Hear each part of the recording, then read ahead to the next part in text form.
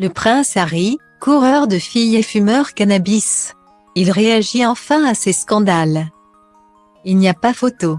Le prince Harry a bien changé depuis les années lycée et la folle période qu'il a traversée. Du temps où il n'était qu'un jeune adulte en pleine études, le petit frère du prince William adorait sortir et faire la fête comme tous les jeunes de son âge. Mais tête couronnée oblige, les escapades nocturnes du prince Harry n'ont pas échappé aux médias.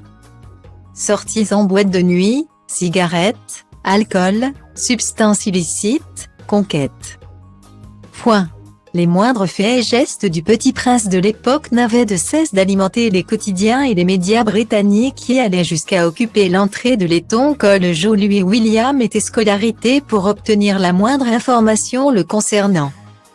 Ce balai incessant de poursuites, de flashs et de photographes a fini par avoir raison de la patience du prince.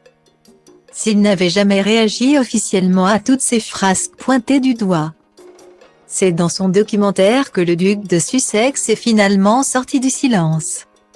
Style Diva place Hold A1 et A1, 8 300 px, minimum et 250 px, at media screen end, minimum 8.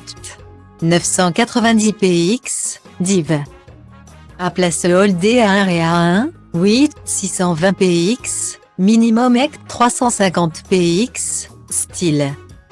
Tout n'était pas faux mais la vérité était déformée et exagérée, raconte Harry.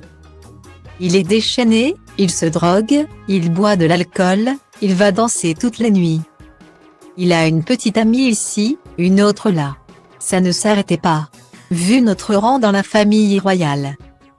On est obligé d'accepter que les médias s'intéressent à nous mais ça dépasse totalement les bornes quand les paparazzi vous pourchassent en voiture partout où vous allez en grillant même les feux rouges.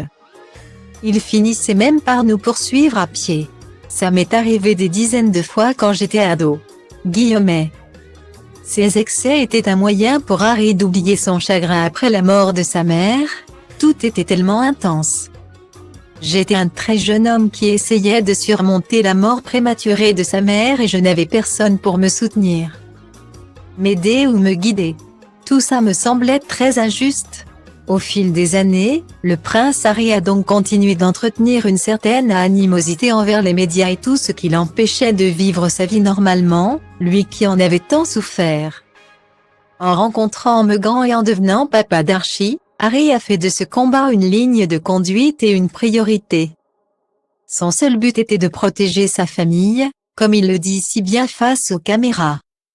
Alors après tout ce que Meghan Markle a sacrifié pour lui, le duc de Sussex s'est donc donné pour mission de faire de même.